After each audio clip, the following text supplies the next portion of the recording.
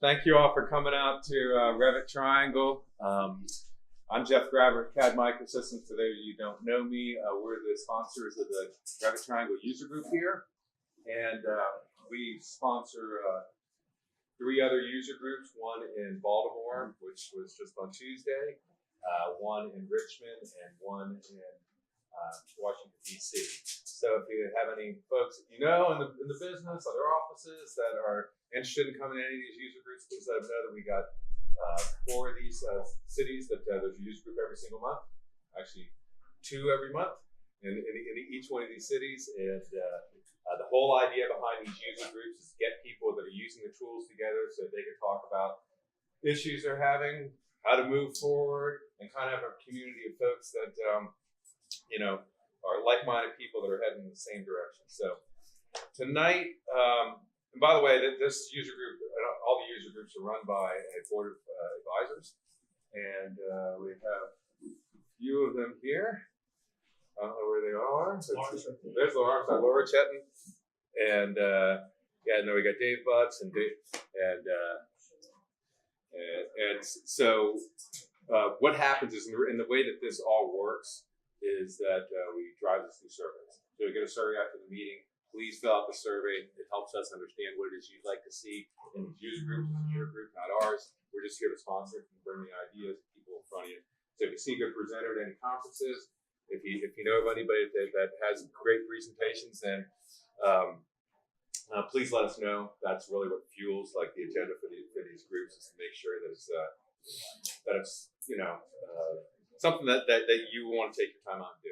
By the way, we've been experimenting each one of these user groups. Tonight we are broadcasting to the planet Earth this event. So no matter where you are, if you've got a URL to this meeting, you will be able to see and hear it. So we have access to, I think, 6.9 billion people could possibly be watching this group tonight. I don't really think that many, but it's possible. The point is that we're this is a science experiment right now. We're trying to get it right. I don't know if anybody's streaming live video for it. It's problematic with the voice, and so we're going to do this for a while, and then hopefully at some point, and all this is being captured, by the way. We are recording this, so at some point we'll be able to review this. If you had somebody like what you saw here and refer to the video, or if somebody wasn't able to make a user group on a good topic and you're out of town, you'd be able to log in and do that. So we're experimenting with that tonight. That's what Donnie and Jason over here are doing. So at any rate, tonight session is the 4th of 4 BIM 360 overviews we've done with the user group. So we decided that there was a lot of confusion and misunderstanding about where Autodesk was going and what BIM 360 is all about. And we thought that, hey, this would be a good time to do this. And so we've been to all the user groups, very similar session like we have tonight. Eric's going to do your presenting, and then we're going to have a panel talk about people that really use the tools, doc, build, glue, and design. So you guys will get an understanding where Autodesk is going. And so the way tonight we're going to have Eric talk for a little bit, give you an overview of what BIM 360 is, what it's all about, answer any questions you have. And then at 6:40, we're going to get the panelists up here, and we're going to talk about how they're using these tools, and you can ask your questions and work that way. So without anything else, Eric, thanks for coming all the way down from Richmond, Virginia for us tonight.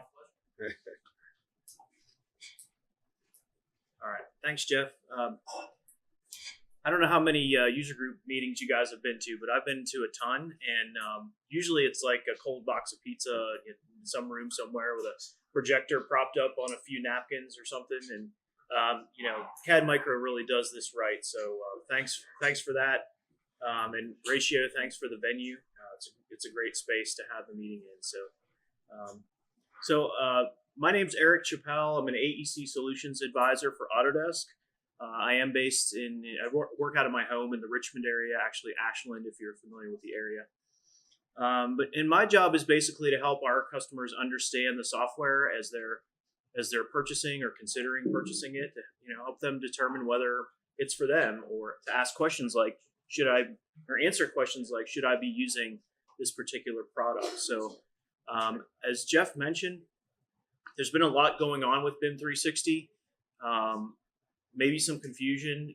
We started developing it, 4 or 5 years ago. We've had some platform changes. We've had some product realignments, and things are moving and shifting. There are multiple products. Sometimes it can be difficult to know which one is the right one. So I want to help you guys answer this question tonight as to whether or not it's a fit for what you do or what your company does. I did tailor this presentation around architects more so because I know this is a Revit user group. So we're not going to get so much into the construction side as we are the design side, but we are going to touch on the construction side as well. So I'll start with a question. First of I think 2 questions I'm going to ask. Do you share design and documentation files with others? And that's internally or externally. And I know that's true for everyone in this room. For the people that you share data with, share files with, whether that's PDFs or Revit files or anything, specs, anything to do with a project, you need to control who accesses that. What can they see? What can they do with that? Can they modify it or just read it? Can they upload? Can they download? That sort of thing.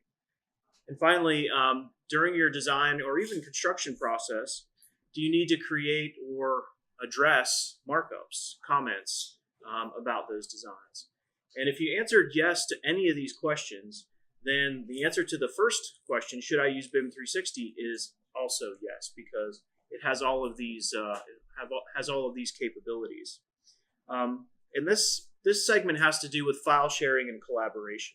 How do you share design files, PDF documents, specs, just straight up questions and answers, markups?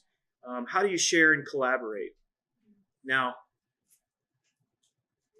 who agrees with me here that the worst collaboration tool ever is email, right?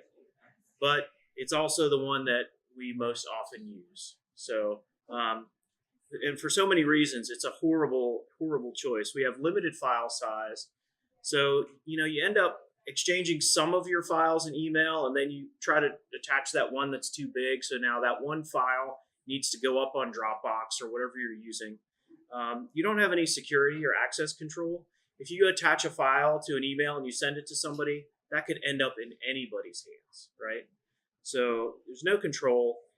If the file's in my email, nobody else can see it but me, unless I, explicitly forward it out to people.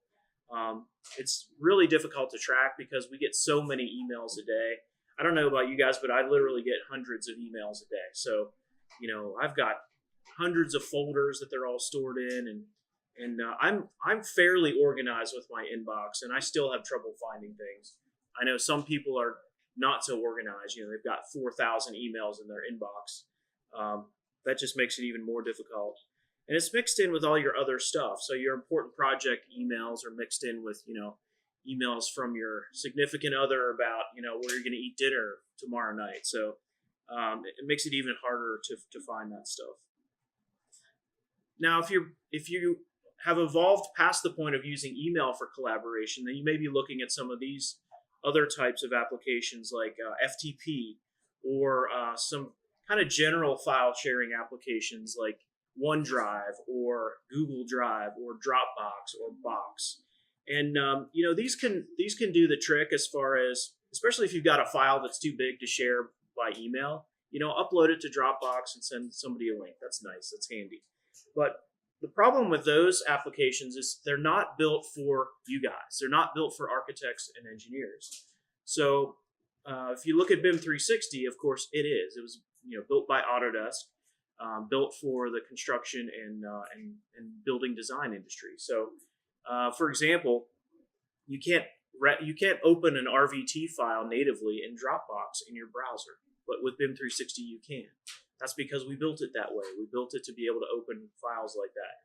And that's true of, DWGs and PDFs and even DGN files if you run into any companies that use Bentley software. And there's a pretty long list of files that we support that can either be opened natively in the browser or can just be uploaded and shared with other people. So with BIM 360, and I'm going to show you in a minute a little video about how easy it is to set up a project. Here's some of the benefits you get from collaborating with BIM 360 versus email versus some of those other file sharing applications that are out there. As I mentioned, there are a lot of different design file formats that you can view in it, which is very helpful. Not only can you view those files, you can mark them up or create what are called issues, which is a more formal way of marking something up where you're actually identifying something that needs to be addressed, and you're setting up who owns it, what's the due date, that sort of thing.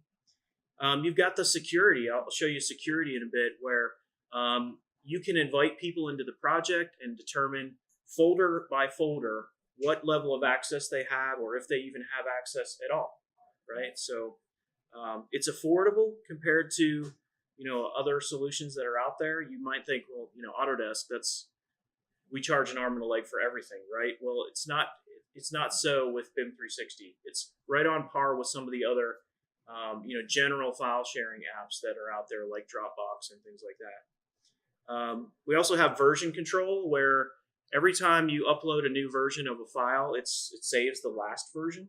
And I've seen some projects of our customers that are up in the 4 digits on versions with their files. And it's no problem. The software will handle it. Now, you might be thinking, okay, that's where Autodesk is going to get me, right? I've got over 1,000 versions of my RVT file up there. They're going to charge me for extra storage to store all those versions. And actually, no. It's unlimited storage, an unlimited number of projects, unlimited number of files. You can put as much stuff up there as your heart desires, and we're not going to charge you extra for storage. Comparing versions is nice, so you can actually compare visually what happened in version 5 that was different in version 2. It doesn't have to be an adjacent version, and it'll show you in color, what's been added in green, what's been deleted in red, and what's been modified in yellow. You can actually look at them side by side. And then I'll get a little more into desktop connector, so I won't describe that right at this moment. But here's just a quick video of how easy it is to set up a project this is BIM 360 document management. We'll get into the different services kind of toward the end, but this is one of the services of BIM 360. So we're just creating a project, giving it a name, choosing the construction type. There's a lot of fields that you can fill in here, but there are only a few that are required. Start date and end date, for some reason, we require that. Can choose an image for your project, which is nice to have. And then we're activating a service, in this case, document management. So just making an administrator for that service. We're also activating design collaboration, which is, I'll explain in a moment, has to do with Revit and file sharing across the cloud. So now I'm going into the project, and we're going to go to document management. And just like you're in Windows Explorer or any other file sharing app, you're just simply adding some subfolders to place files in for the different teams that are collaborating on this project. So I've got architecture, MEP, and structure. And you'll see as we move along in this project, those are going to be folders for different teams that are working on the project. But you can create any folders you like up here, folders for PDFs, for anything, project documents. You can store Word documents up here, Excel spreadsheets, pretty much any file you want up there. So let's move on.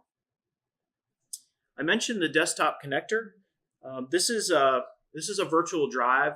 It's a plugin that you install along with BIM 360. Of course, you don't install BIM 360; it's all web-based. But this you actually do, and it puts a virtual drive in Windows Explorer that mirrors what's in BIM 360.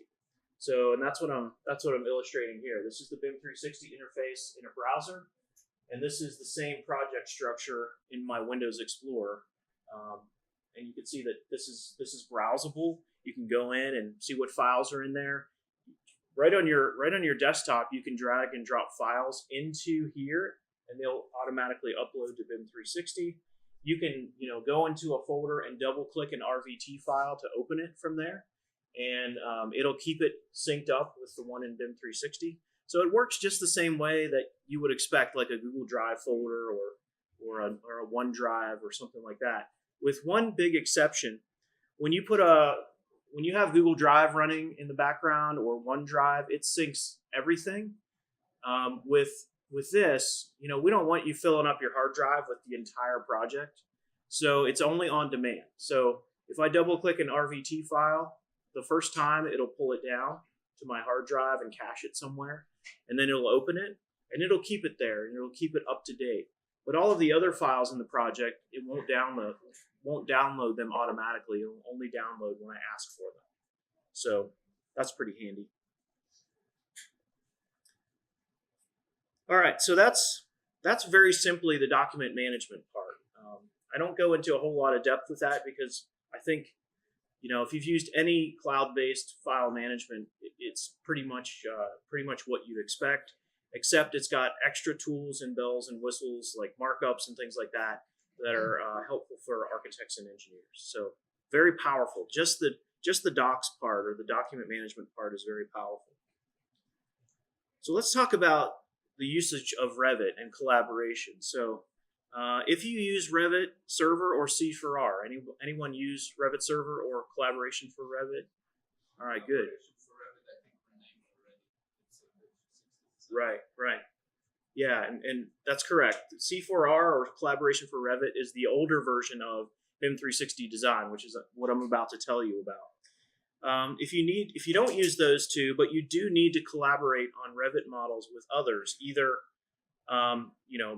multiple people modifying the same central file, or just linking to other people's files that aren't in the same building as you, then that's something that we can help you with there.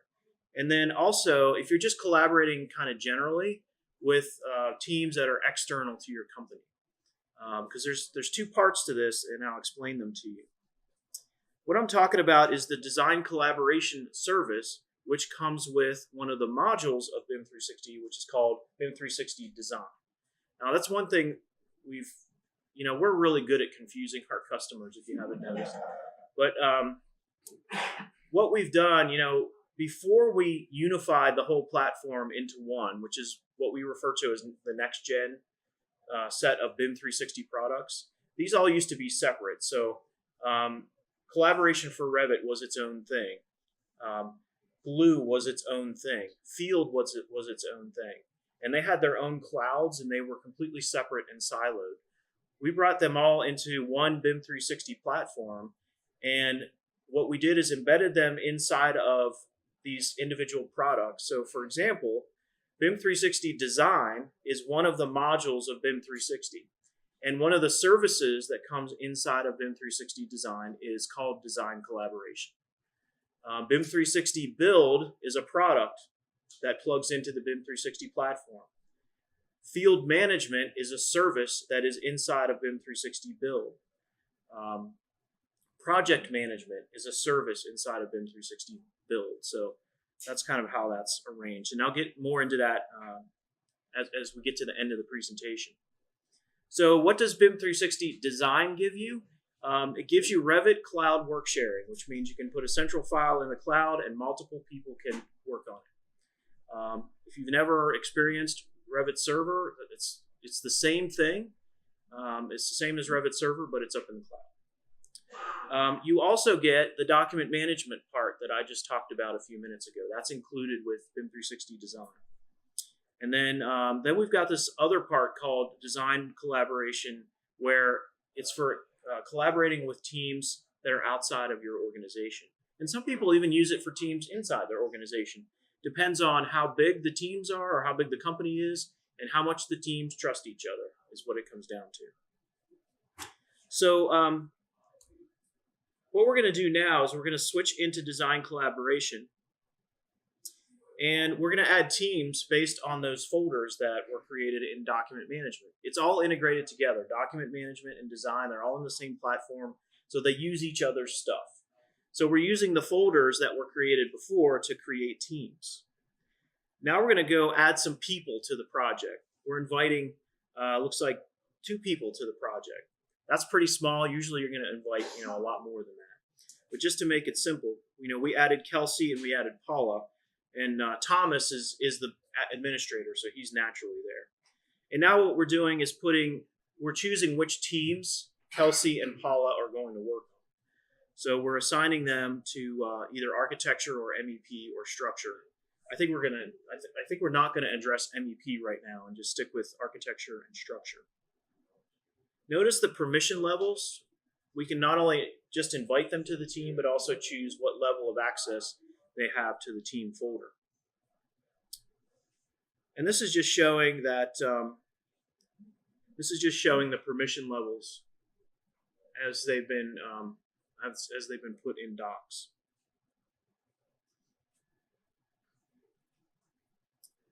You know what? I think this is an older version of my PowerPoint, so just bear with me a second.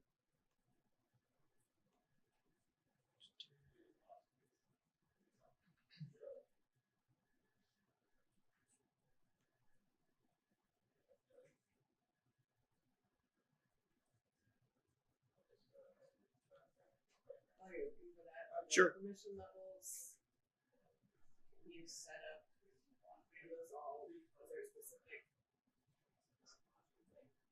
stance for those, or is there like, can you set them up differently per project? Good question. Folder, or? So the question is about setting up the permission levels.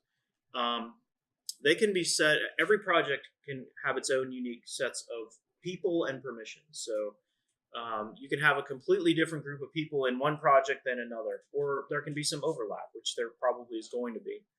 And then, if you think about those people, there's going to be a subset of those people that belong to the same company or several different companies.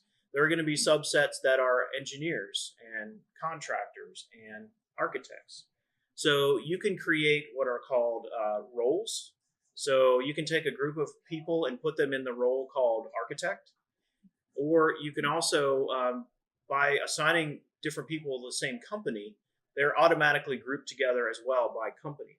So you could grab a folder and say, I want to give access to Acme Architects, and I want them to have read-only access, and it will automatically pick up who's in that company. So it just makes it easier than if there are 15 people in that company, you don't have to individually add them. Same thing with roles. I want all my engineers to have access to this folder, and I want to give them, full permission or whatever the case may be. So does that answer the question? Okay. I just have to find my place.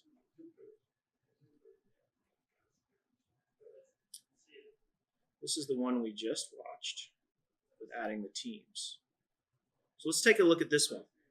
Now that my teams are created, and this is the PowerPoint that I wanted.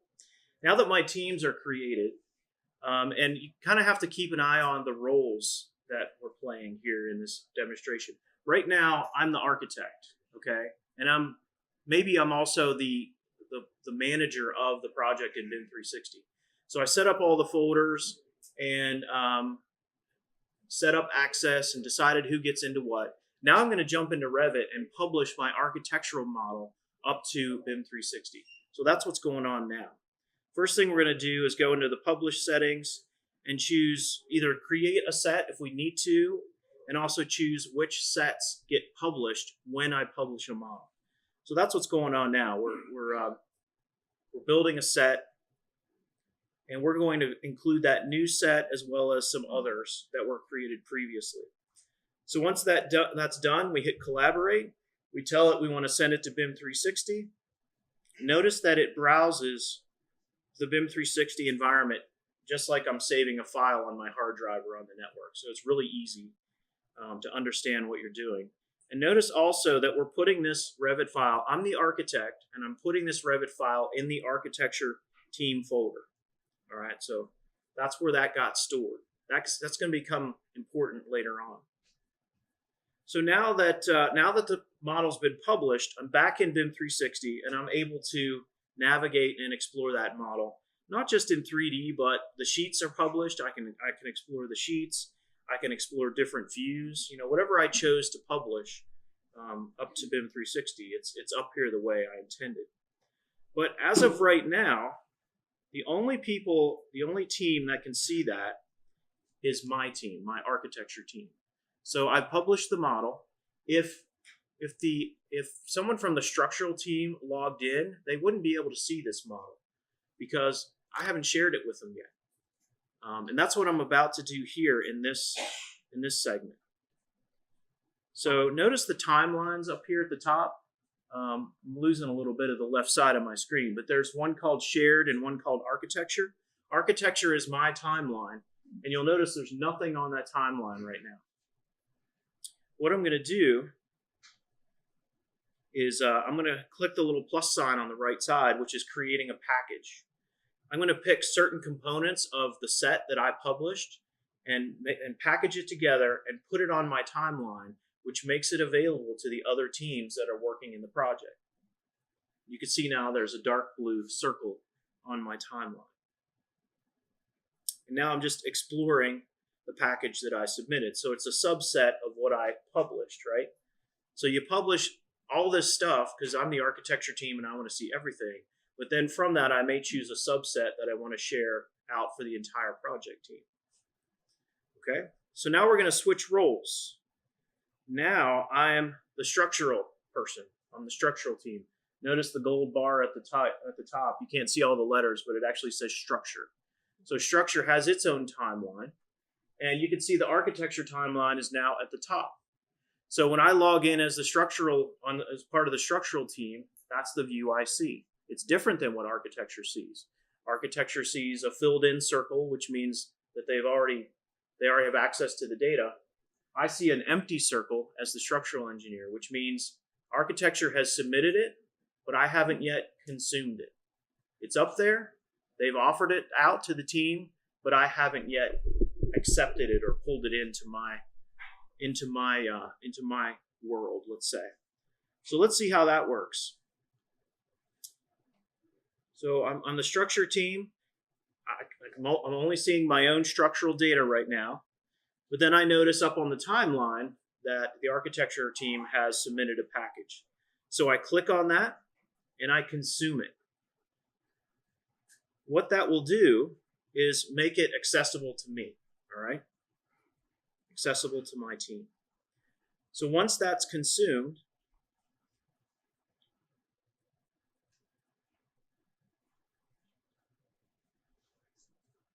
here we go. We're going to consume it now, I believe. I have two of the same model. So once I've consumed it, now I can go into Revit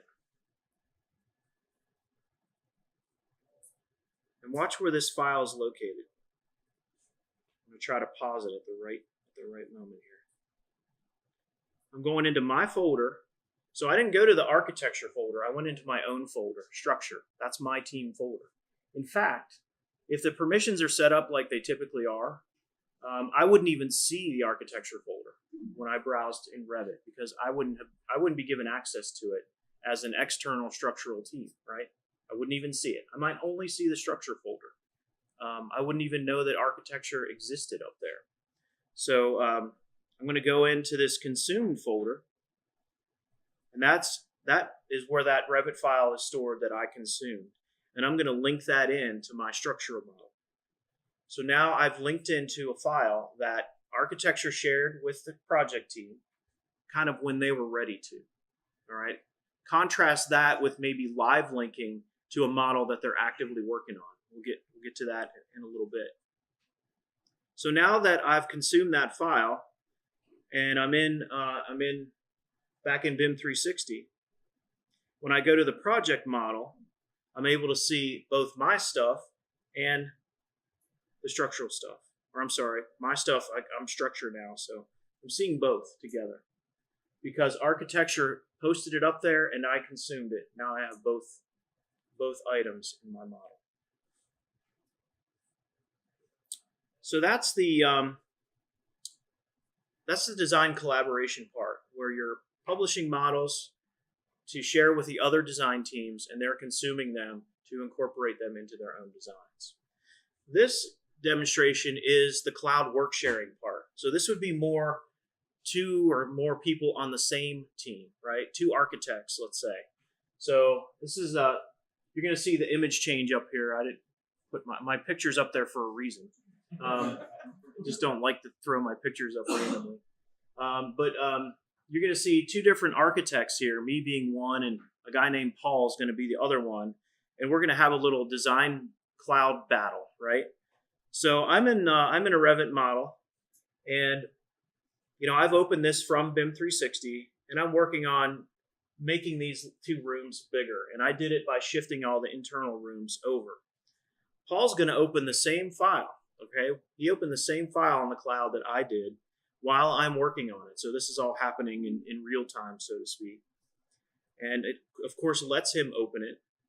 But what's interesting about this is it's object by object aware. So when Paul goes to move, he wants to make the rooms bigger just by moving these two walls, right? And when he goes to do that, it's going to send up a warning message and says, hey, wait a minute. Eric's working on these walls right now. If you want to move them, you're going to have to ask him for access, which he can actually do by placing a request right from Revit. Now, again, if you've worked with Revit Server, this should look really familiar to you because it's the same workflow. So he makes his request. I'm in there working away. I see his request, and I'd like to grant it because, maybe Paul's my boss and, he gets to do what he wants. So I'm going to grant the request. But before I do that, I have to save and publish my changes. So I might undo what I've done, but in this case, I'm going to go ahead and just use what I've done and send it back up there. So I do that. I grant Paul's request. He gets notification that I've granted it. Now he's got the ability to update the objects.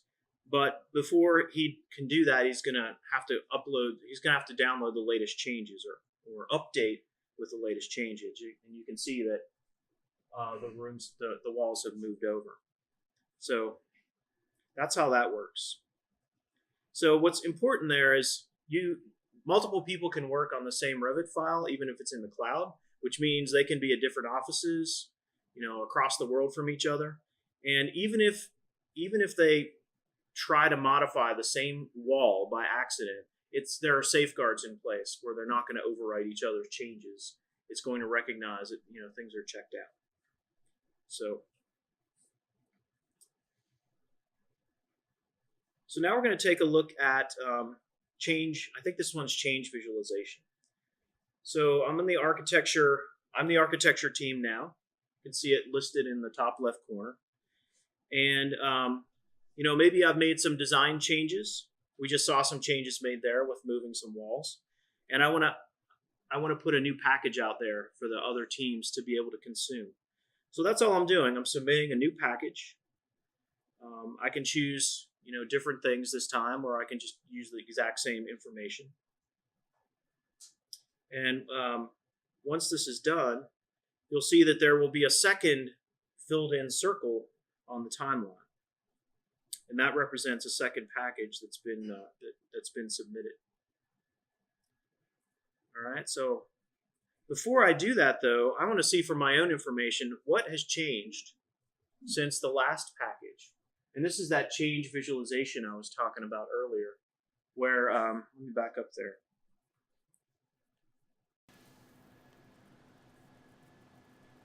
Because this is really cool.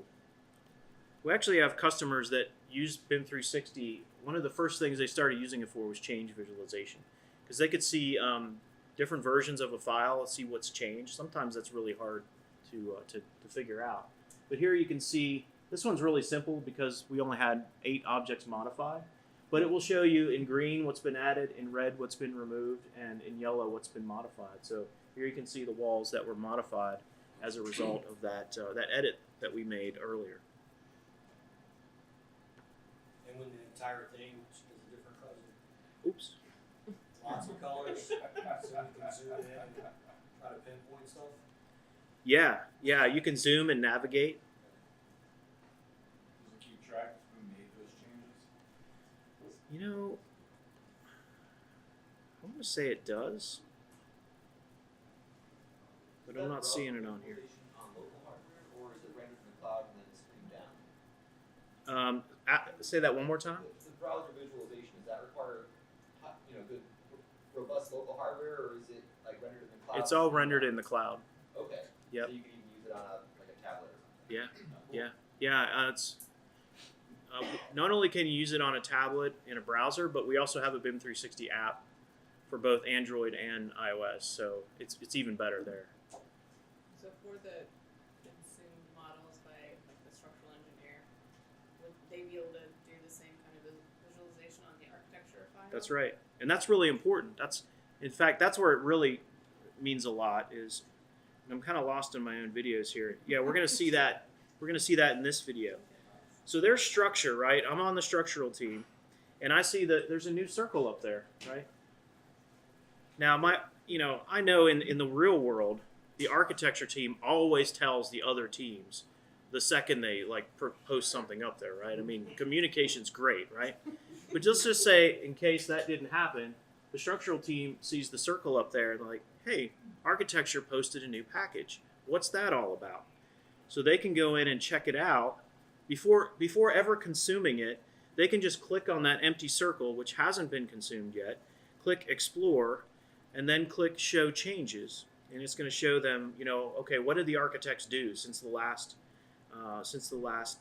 submission that they made? So we see the same changes we saw before, just now we're seeing it through the structural engineer's eyes instead of the architects.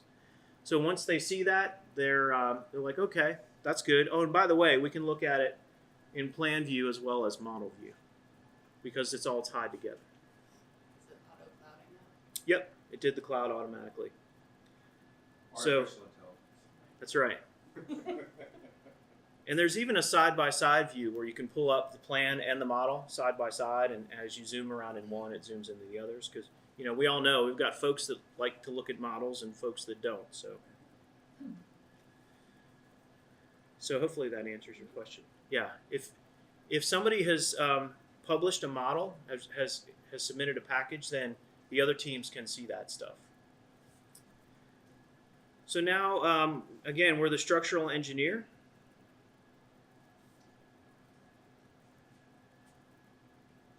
We're in the structural plan right now. And we can go in and make changes to our structural design based on what the architect has done. So there we just lined up some columns based on the edit to the wall that was done there.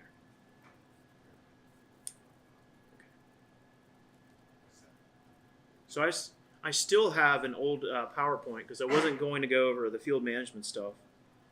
But I wanted to get into some more general information now that you've seen kind of what the platform can do for you with document management and Revit collaboration. Some other reasons why you want to use this platform is because it is one platform. It's one central source of data. Right now you may be using Dropbox to do your file sharing. You may be using Revit Server to do your Revit collaboration or just live linking files, whatever. But imagine getting all that just onto one platform. And then if you add in some other services like Glue, which is model coordination, or some of the field services we have, or project management, get all that on the same platform, then it really starts to get interesting and efficient because all your data's at the center, and as the project evolves from design to construction to execution, even to handover and operations of the building, there's even a BIM 360 Ops tool that's for building operations. It's the same data in the center, and it just evolves with the project as the project evolves. So you're not having to grab a big chunk of data and move it manually to a new application because we've now moved from design to construction, which really helps the integrity of the data and the efficiency moving from one place to the next. So some advantages to this: the data is shared by all the different functions. The UI is consistent. You don't have to learn 5 different products that do 5 different things. Because it's cloud-based, the integrations just happen on their own. And you've got integrations that are built in for our design tools. So if you use Revit, it works beautifully with Revit. It was built to work with Revit. If you use AutoCAD, even if you use Civil 3D or InfraWorks, if you're in the civil world, all of these tools integrate with BIM 360. And I don't know if I have anything on here. I wanted to talk too about this Autodesk Forge part. there's actually an app store that goes with BIM 360. So even if out of the box it doesn't integrate with maybe a tool that you're using, there may be an app for it already that integrates it, right? So there's some really powerful apps out there. Also, if there's some functionality lacking out of the box, somebody may have written an app for it, like Notes, right? There's a Notes app out there which will add notes to your project and things like that. So here are the four modules, the four major modules: Docs and Design, which we just talked about. Docs is file management, document management. Design is the BIM 360 collaboration. Glue is for model coordination. So the big thing here is clash detection. If you've used Navisworks before, you can basically think of this as Navisworks in the cloud. In fact, it even integrates with Navisworks, another product that it integrates well with. So instead of having to bring everyone into the same room for a coordination meeting, you can do it over the cloud now with a web browser and so on.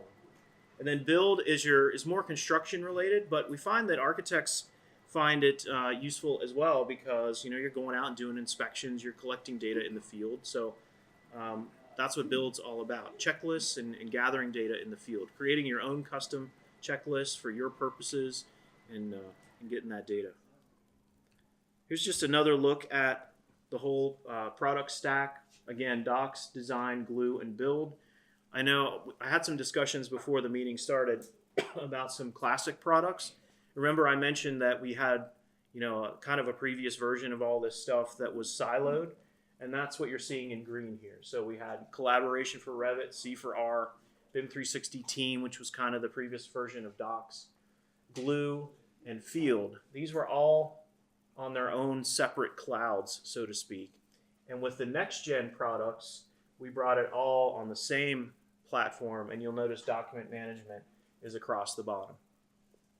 And that's what makes all of this stuff talk to each other so effectively. All right. So one other thing I'll mention about this: some of the classic products, it's a process getting from, an older version to a newer version of the software. So in some cases, there's functionality in the older versions that you may want or need that hasn't yet made it into the newer versions. So make sure you're educated about that. A big example is Classic Field, which, by the way, you get with the subscription. It's not like you have to buy anything extra. But Classic Field can handle equipment, but we haven't yet implemented it in the new next-gen version of Field. So it's important to know that, so you know which one to use. So if you're going to, hopefully this was a tantalizing demo and you're itching to get back to the office and give it a try. Before you jump into anything, I do recommend that you talk to your Autodesk partner and talk to your BIM manager, because if you just kind of go rogue and start your own trial as an individual, if your company already has maybe a license of BIM 360, you're going to want to tap into that instead of doing your own trial, because it's impossible to merge any projects that you create with the trial. You can't merge them into another account. So, if you work on a project for a month, it's going to be a bummer to learn that you can't merge it into your company's account. So just make sure your company doesn't already have an account, and then if they do, use that. If not, then you're clear to do the trial. So I don't think we have any time for Q&A. We take some questions. Does anybody have any questions while we're setting up for the panel discussion? I have another question. Sure. Go ahead. I don't know. I know. Yeah. The connector. Yeah. Do you have to have a seat of 360 design in order to use the connector? You have to have Docs. Okay. Docs is the minimum. So the question is, to use the desktop connector, do you have to subscribe to anything? And the answer is you at least have to have Docs, because that's going to give you access into the project. However, you have to have Docs yourself, or if you're invited into a project by another company that has Docs, then you're also in.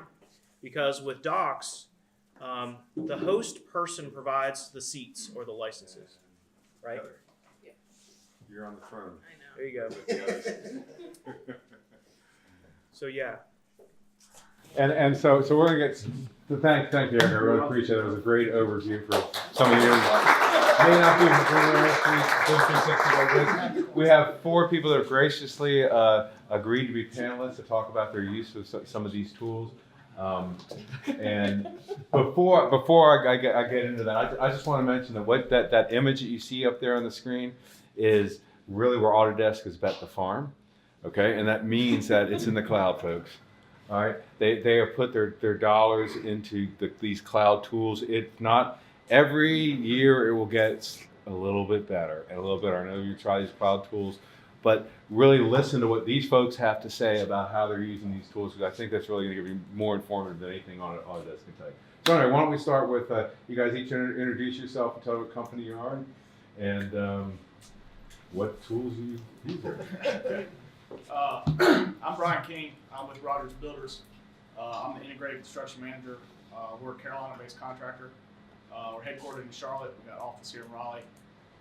We use every tool he talked about there and some other ones. We beta tested a lot of the software for them and used it as well. So we started with a lot of the old products and we've seen them grow. We fought battles with them. So yeah. All right, Heather, for those who don't know you. Yes, so I'm Heather Worrell. I'm the director of BIM here at Ratio for the entire firm. And I'm also an architect, but we've used the design tools, a little bit of the document management side, but mostly collaboration typically with another architect. And we just have one project now where our MEP and structural are also doing the collaboration side. Excellent. David? And I'm David Butts. I'm with Gannett Fleming. I'm a BIM specialist with that company, but I basically manage the MEP side of what we do for our design.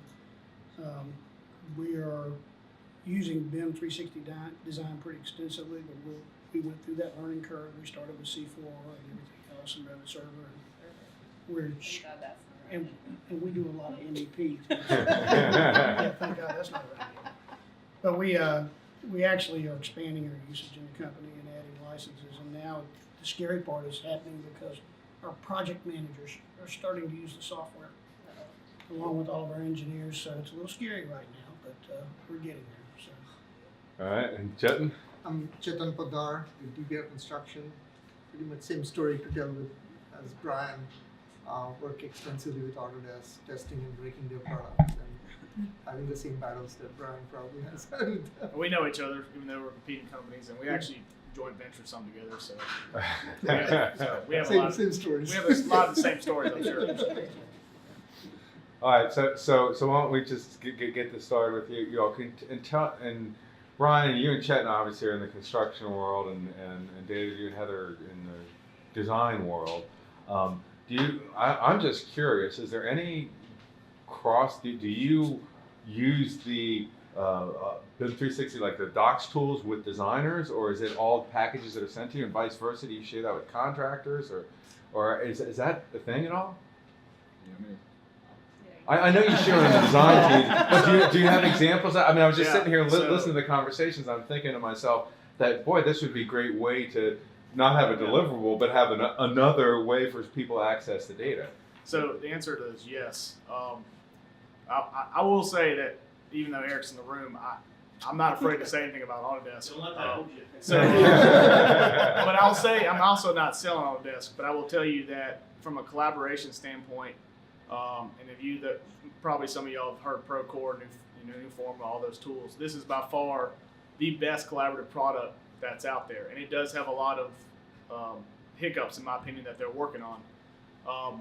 But yes, we want to use this from start to finish. So as literally yesterday, we are utilizing this tool on a ground up 110-story bed tower hospital project where we're starting with the design team before we even have MEP engineers on board, and this is going to be the platform for everybody.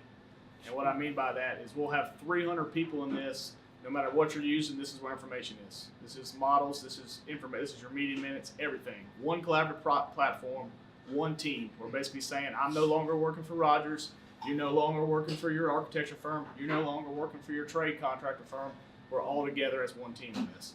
And we've done that on a similar project, but this is going to be the first one we've done on Next Gen that way, which is the new version that he showed tonight. So it's that powerful. Yes. You come back in a year and tell us how it's going. Yeah, I will. I love it. I mean, that's ambitious. Yeah, and I think we've done this, on with what he said, BIM 360 Team, which is a little bit older version C4R. Right. Yeah. This just has tools that are well elevated beyond that. So. Right. So as you get all those files, I know there's local versions on your computer that you have to So how does that affect file size, computer? Because that's going to be a lot of files, right? For this big project. We haven't seen it affect in terms of Revit usage, in terms of hardware. Because all these live on the cloud. So as long as that local one is taken care of and cleaned up, in terms of local users using Revit, their machines don't really have to upgrade. If that answers your question. Well, just I guess depends on how many files you're. Yeah, I mean, when you archive things and you whatever once a month you want to back up stuff, you got to have a file storage for that. Okay. So there still is a local file that's brought down from the cloud? And they buried it, and they did that on purpose. But there is a local file that if you ever get in trouble, you can go find it. And we wrote a batch file to clean all that up, and I'm selling it for $5.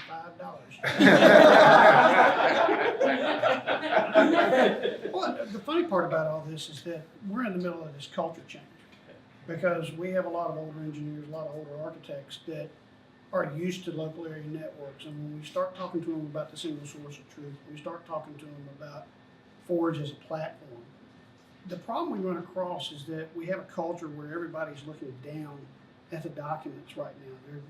They're heavily engrossed in how I produce that document. And what we're doing in our culture is we're telling people to look up. Stop looking down at the documents and look up at what the technology is offering. And how does that replace the workflow that we have and give us something that gives us better communication, real-time information? How do we replace all that? As you start looking at Revit pulling away from holding the data inside of the program, and other programs like Inventor and Fusion, and eventually Civil Products, whatever we wind up having, all coming from a common database, the likelihood of you having changes of issues with conflicts of information are also reduced. We talk about resolving conflicts of physical conflicts, like the interference detection that you do with glue, but really most of the problems we have in our design documents are related to the information not matching from one set of drawings to another. And I can't tell you how often that happens. And so if you're still dealing with an issue like I was last week, where I got a guy putting text and leaders and notes over top of views in a sheet in Revit with AutoCAD culture, yeah, you can laugh at that. But that's looking down. That's looking down at what I've done. And so what I'm trying to do is work with this person who's a younger user and say, hey, you were given direction to do this. Let's look up.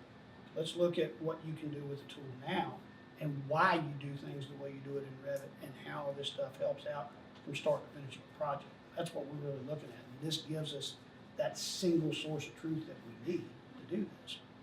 So it's a great tool for us. I mean, we love it. We're using the daylights out of it. Now, when you say tool, BIM 360, in It's a my tool. opinion, is well, you can't turn on BIM 360.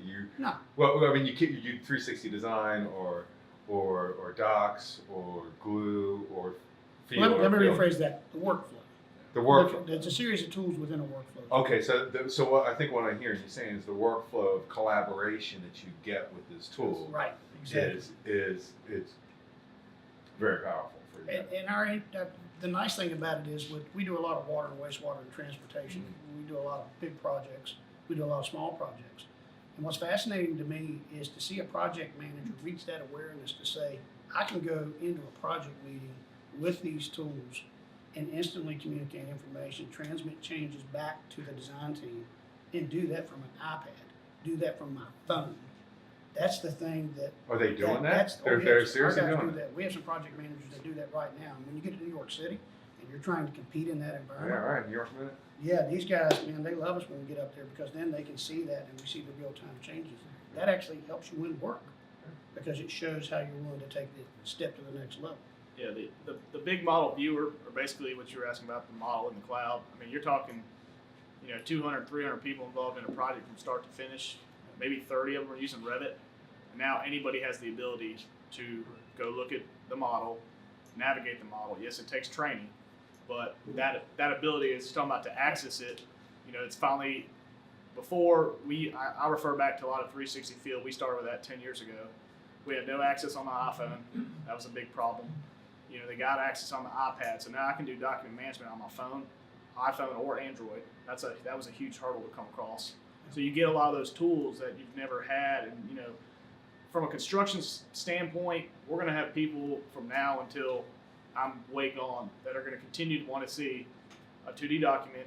That's how they're going to install, but as long as they have access to that information, that's a tremendous value. So. Yep.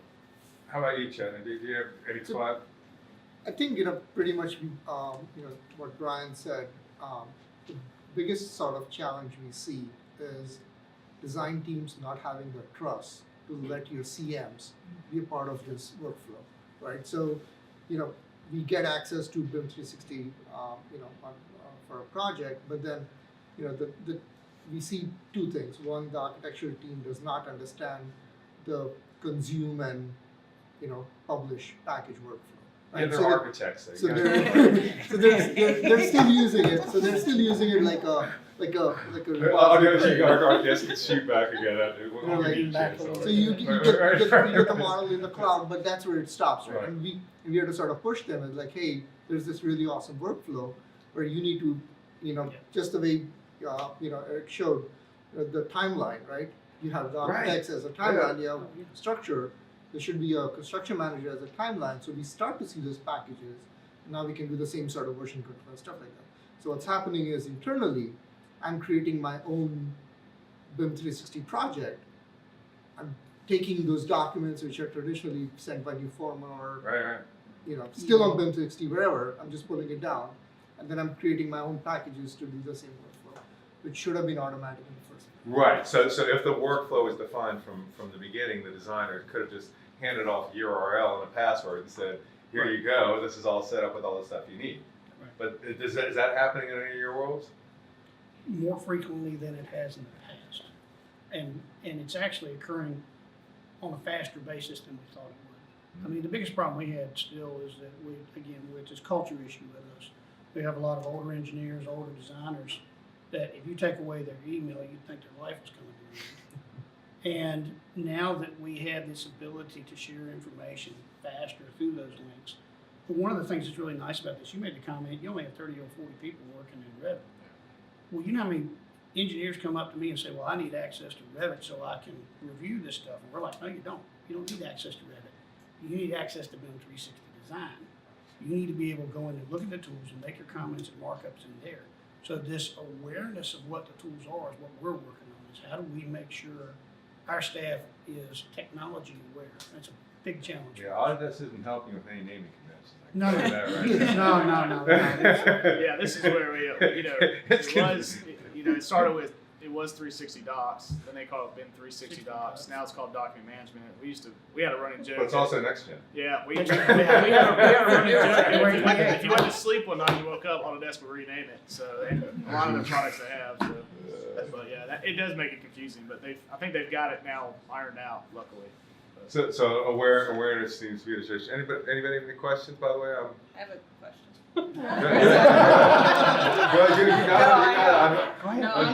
On the construction side, would it be worth it for you guys to pay for the licenses for the architects and engineers? I had that question the other day. I'll start. I'll let you answer that. So the answer that we say is yes, and I'll give you a couple examples. We find that let's go back to 360 Field. So we bought 360 Field as an enterprise.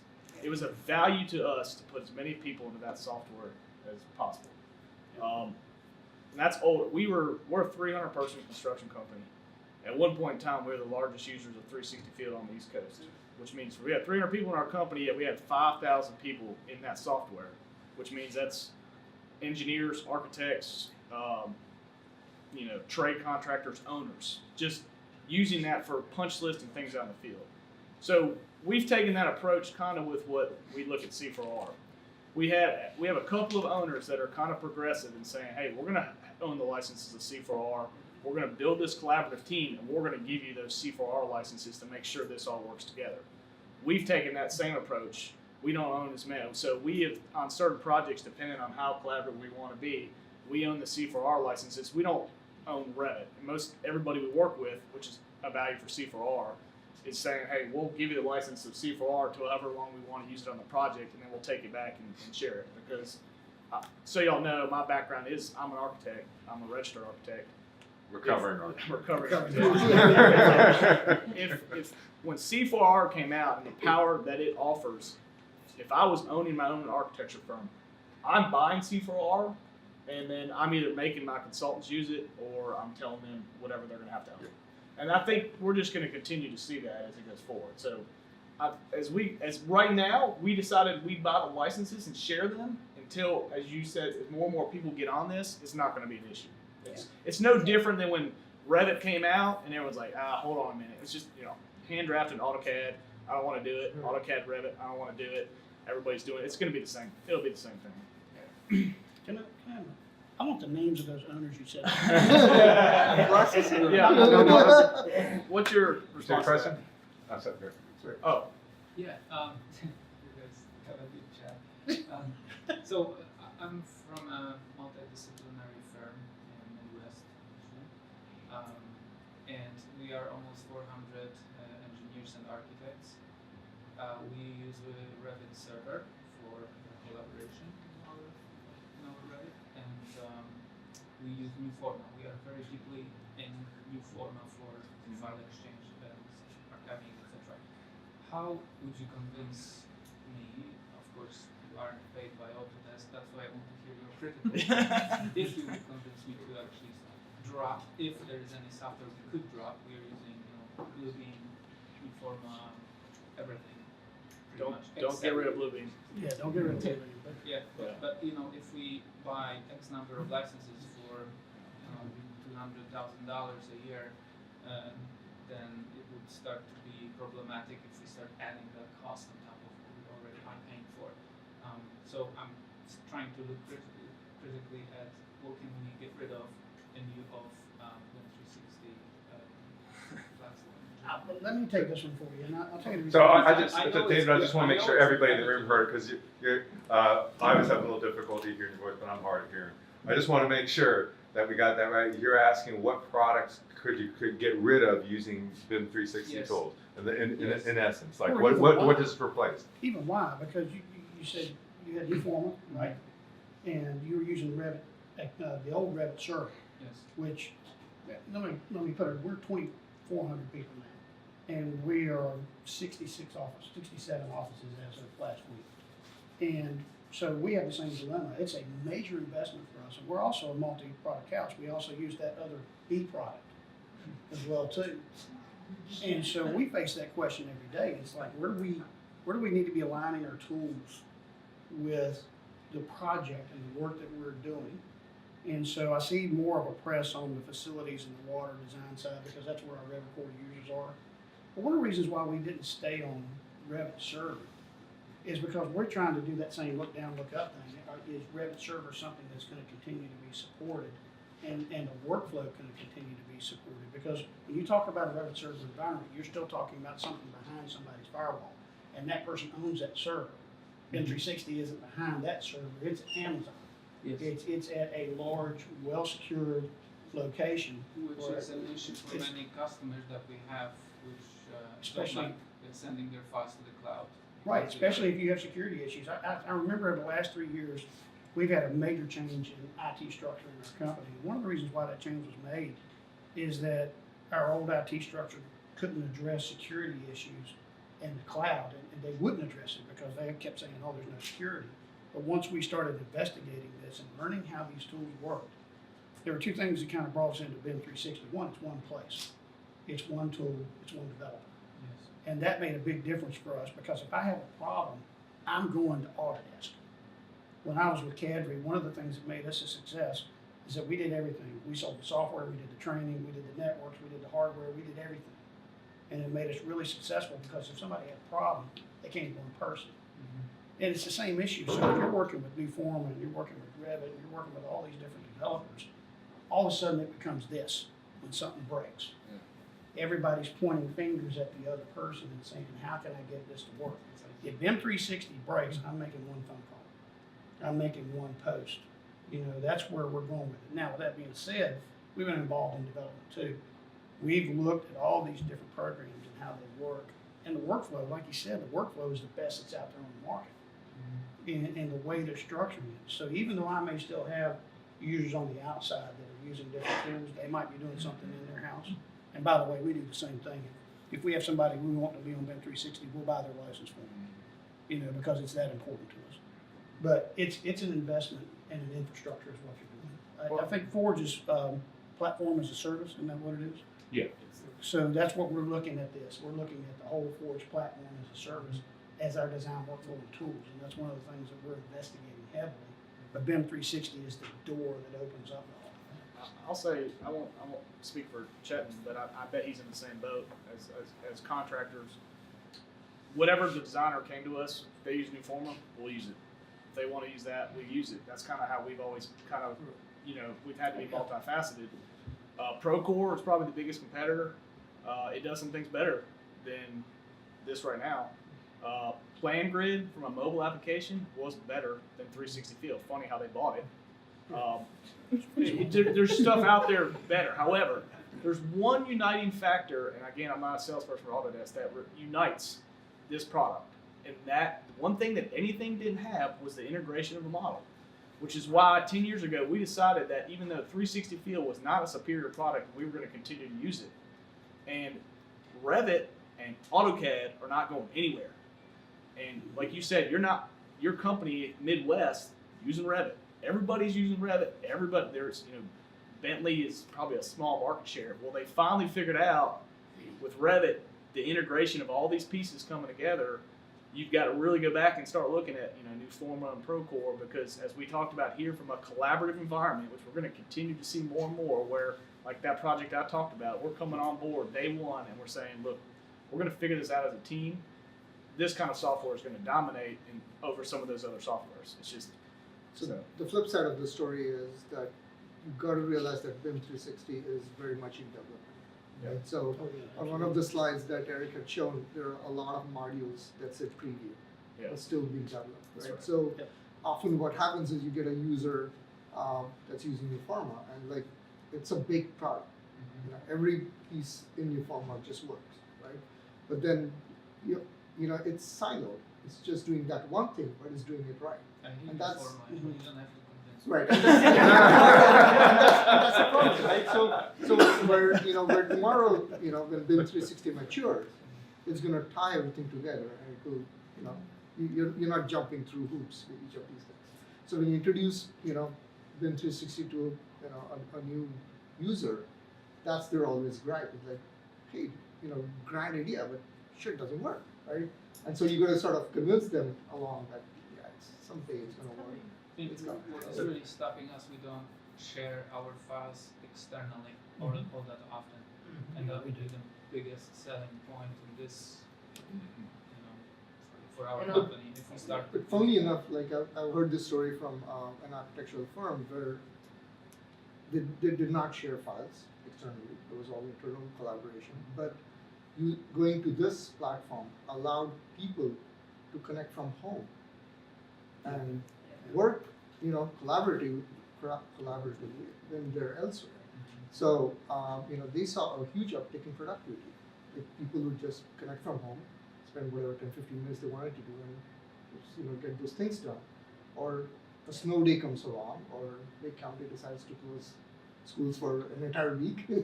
You know, you don't lose that productivity. People can still work, and that was, you know, a strange byproduct of, you know, moving to the cloud. And I'll say, like, on our side, the projects that we're only using BIM 360 design on is when we're working with another architect. And so that's when we implement it. And then we keep asking engineers if they would like to join us in the fall. And we've had, yes, please. And we've had a few that, you know, they've also seen the benefits, and so they're, you know, they're like, okay, we have licenses, we'll join on. So, do I understand correctly, if, you know, if you're two different firms and you each license BIM 360 for yourself, you can then cross-collaborate if you need to, without having to get even more licenses? What he showed is just kind of like the hub, and as long as you have a license or Autodesk email, I can tie you into mine. I can be tied into yours. It gives you the ability to switch.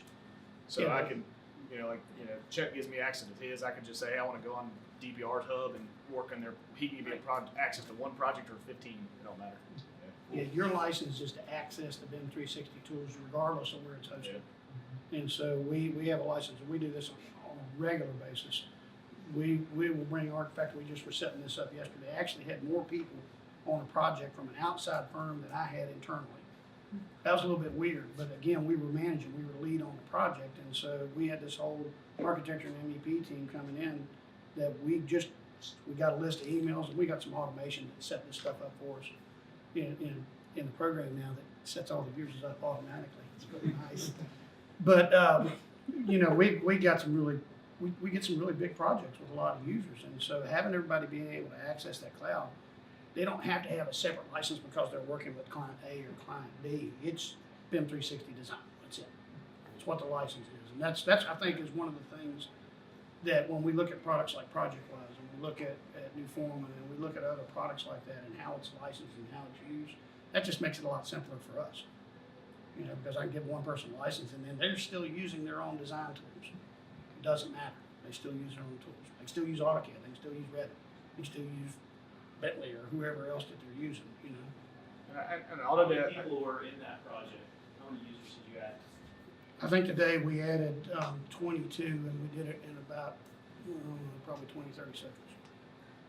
one thing that Eric mentioned at the end that Autodesk, in my opinion, in the last 3 years, as they've kind of switched to the software as a service, is this Forge platform that they talk that everything's built on, and he showed it a little bit. They've opened that up to outside development. So you're seeing a lot of companies take time to develop things that plug in, which just makes it better. A lot of things like we use CMIC for accounting. Y'all probably don't know what that is, but they're starting to talk to these plugins. Things like Hollow Builder, which is for 360 cameras and stuff like that, drones. They're getting plugged in, and I think that's just making Autodesk better because they have these tools that are great, but technology changes so fast today. There's so much out there. The fact that they're willing to collaborate and look at some of that stuff, it even makes it that much more because you don't have to fight some of that integration stuff that we've had to fight for years. Is how do I get this to talk to this, and how much time am I going to spend to make it work? That's starting to come more natural. So one sort of gripe back at Autodesk is the presentation that he showed, get it, because it's not on any Autodesk website. You just got real popular, man. And that's been a strange sort of battle for us, which is trying to get people to start using BIM 360, document management or the next gen tools. The help menu is not helpful at all. So if you're planning to jump into this platform, you'll need a lot of help from Autodesk. You need training. And even I've done the reseller, not all resellers are the same, but ours are. I've had to tell them things that I figured out. Document management is somewhat easier to find training stuff, but design collaboration, it's new and it's if you don't know someone that knows how to use it, it's a little tricky. In my opinion, this is design collaboration is almost they've kind of taken a step back, and I'll tell you why. BIM 360 team was an open C4R collaborative environment, and what I meant by that is everybody had their model. And I could see everyone's model. Now, I know y'all probably going to throw stuff at me, but I was a GC, and I could open up the architect's model. And all of a sudden, architects went, holy crap, are you serious? And now, in a true collaborative environment, that was extremely powerful. The best project I've ever worked on, we had 24 models, and I could open up Heather's model if I wanted to. Now, that's kind of scary to a lot of people, but that's where the industry's going. So I could just give you an example of how we basically sat down as a full trust environment. We said, look, you're not going to open my model unless you call me and ask me. So one day I had an idea we were working on some stuff out, and the architect did not put soffits in their model. Most architects don't. They show the heart. So I called the architect and I said, hey, I've got some team members. Do you mind if we go open up your model? I'm going to use this wall type that you used, and I'm going to model soffits in your model. And he said, sure. Now, that was an extremely top-end side. Well, design collaboration then said, basically, I think architects said, I don't know if I like that. So design collaboration is the new tool that basically took that completely transparent environment and basically said, hey, we're going to do the same thing, except now, like he showed, there's timestamps. I can tell you when I want you to have it and what time, back to the same where Sharon dropped me. So it's still very powerful, but you can do the same stuff and turn that completely off and still have that fully collaborative environment. So, I mean, it's a great tool, but it's just, in my opinion, it was like, from my standpoint, as we continue to go to this collaborative world, it was kind of like, it's kind of like a little bit of a hiccup back, but still a very powerful tool. You can still use the journals to figure out comment the on that. Yeah. One thing that the new design offers is in that scenario, you could have temporarily given your technician permission to the architect's folder. Yeah, and that's have right. You still can do it. Yeah, you still can do it. Yeah. It's just more controlled now. That's right. Instead It's of more being a controlled. free-for-all where you have to like trust each other. Yeah. You can actually physically Have control it- like, all right. Yeah. So when you're done editing this model, I'm gonna take it off the folder. Yeah, it took that's a good point. That's a great word. It just put more control back so that if you're not comfortable, you can control it. I want to say something with that. So I'm MVP firm, and we do. We've been tasked with several clients to give out our model to the CM so they can do the BIM clash and clash detection. And then when it comes to as-builts, we're like, okay, give us your as-builts, and they're like, okay, here's your AutoCAD as-built. We're like, I'm pretty sure we said do it in Revit. And anyway, it by no means matches ours. No matter what happens, it by no means matches ours. And so the owner's like, okay, where's your as-builts? I was like, well, here's our design drawings, and there's his coordination model. I was like, you can have both, but we're not spending 4 or 5 weeks fixing ours to match his. It sounds like this is going towards the direction of you are going to take our model and fix it. Yeah. And then the owner Fix it. He's honest. He's honest. I'll speak. I know Chad's the same way. I'll get your model back. Yeah. So here's the funny part, right? Just what you said right now does not happen. And the hiccup again is that guy, right? I mean, Autodesk, right? So funnily enough, like, so we've been testing out the next gen glue, and oddly enough, right? To take a step back, when Eric was showing the videos, I don't know if any of you spotted, there are 2 folders. One set project files, one set plans, right? The process is right now very finicky. Where exactly you're to publish your models. So, and that's what I'm getting at is if you take a dive into this thing, you have to be very clear what your workflows are, because you cannot jump hoops. You cannot, once you're down a certain workflow, you cannot go back and reverse it. I mean, we found it pretty difficult. So, going back to that, right? So, when everybody uploads their models, the last time we tested Next Gen Glue, it would pull everything only from one folder. So the design models were in their own folders, right? The architecture model was in the architecture folder, structure, whatever, right? And then Glue, the clash detection software, was picking up from another folder where these models were just not there, right? So in a perfect world, what you want to happen is that the architect's model still resides in that clash detection folder. We send an RFI saying, hey, we have to drop the ceiling. You drop the ceiling, and that is continuing as your as-built model, right? That's the grand reality that you all want to. And the next gen glue, what he's talking about is kind of getting into. It's taking that to the next level where you saw everybody publishing models. The next gen glue, which is still in beta, is going to run clash detection and give you feedback without us doing anything. It's literally they're taking the knowledge and the thought of the model. The model understands what a wall is. The model understands what a light fixture is. So they're building that intelligence so that when you publish to a folder like you're talking about, you're going to get a report that says, I got this many things to look at. They're still going to take communication and stuff like that. But again, it's beta testing and it gets kind of finicky because we talked about Navisworks, which is a very, very powerful tool. it integrates with what we use the old 360 glue, but it doesn't integrate with the new one yet. And I know the development team, they're working on that a lot, but that's another module that's going to tie into this and you can turn it on and off. So it's Yeah, and the other thing Module too, meaning an application on Forge platform. so if he Yeah. wants to pull it up, just show the waffle. They call it waffle. yeah. I don't. Yeah. I'm not even connected to the internet. Oh, Yeah, okay. one other thing about that too, you need to be looking at other applications that help you manage a lot of the repetitive tasks that you do. I'm gonna mention a product we use called Clarity. Have you ever heard of that? Yeah. We actually have Clarity handling our publishing, our backups, our PDF printing, What all your that video stuff show? on a daily basis. This is So software. that's the cool thing about Forge.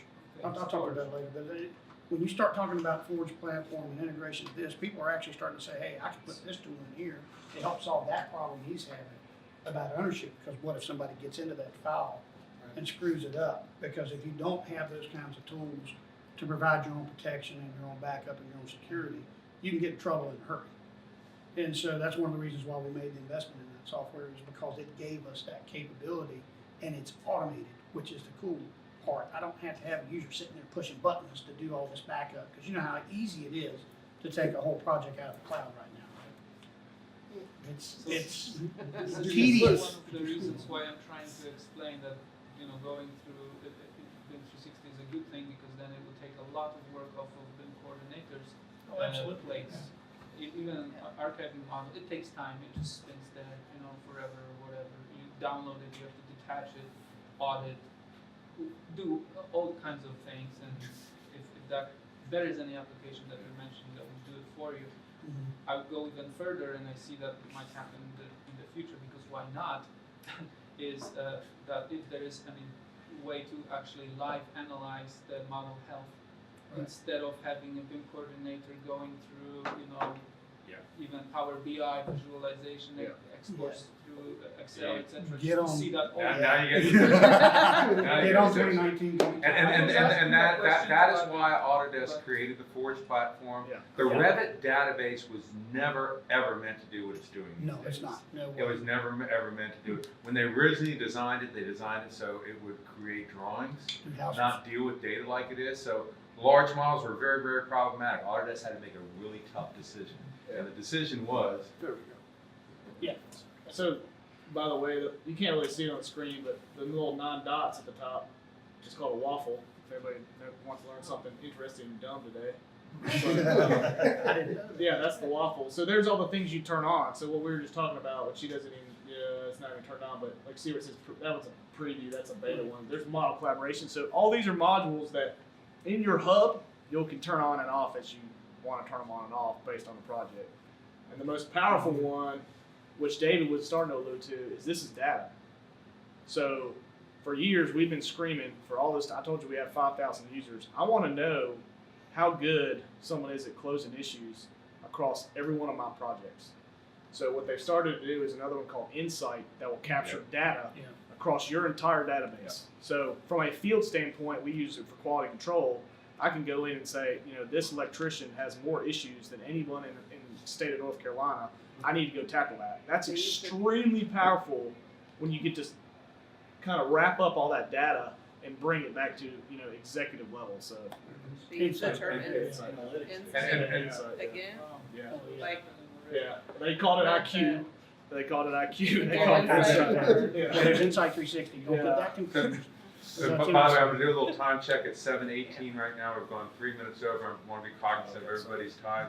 We're gonna and beg you for another 2 more minutes so we can finish up with this, and you guys will be around if anybody wants to ask any questions. I just want to be mindful that everybody's got other things to do if they're not into the conversation. But anyway, so keep on. You were talking about what I was going to say with your issue about this data is that Autodesk changed. I mean, the Revit database had to be in the cloud. And that's what the Forge platform is you can think of it as Google Maps for Revit files with no data, Yes. right? And then you throw the Revit data and a bunch of other data on top of that data layer. Now you got a lot of data in this weighted, searchable environment.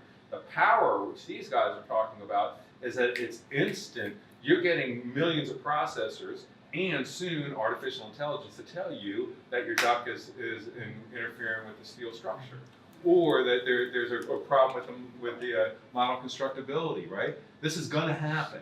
Now, the problem is that Autodesk has put this out in bits and pieces. This is kind of Frankenstein. They took an arm from here, a leg from here. And right. But soon they're taking off this arm they got from somewhere else and replacing it with a bionic arm that's going to be even better. Yeah. And that's what they're doing with the tools. And Brian, they invested very early on, and yes, they probably went through a little bit of trials and tribulations, right? But at the stage that this company's at with their workflow, is leading the way. And that's why I'm so glad you came out here tonight, Brian, because I know you guys have done a tremendous amount of work in that area. And just the only way this is really going to take off is for all of us, architects, engineers, designers, contractors, to understand what it is first. Because there's no way you're going to be able to, to use it. So I'll say, just to close, and I bet Chet does the same thing, is when you invest in this stuff, the most important thing from my eyes is training. Spend the time to train. So that project I just talked about, we're going to kick off next Thursday. I'm going to sit there for 2 hours. I'm going to train 28 people. In a month, I'm probably going to have 20 more. I'm going to train them.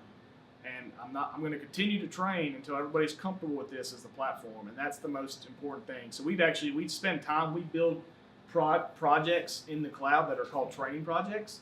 And I put people in them and I let them break it. And I put up drawings and stuff, and I say, this is what we're going to train on, create issues for each other, send them, I don't care.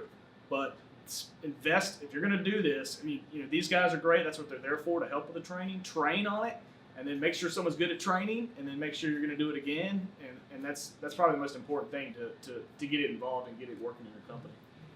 So. all right, well, thank you all for your time. Let's have a big round of applause for the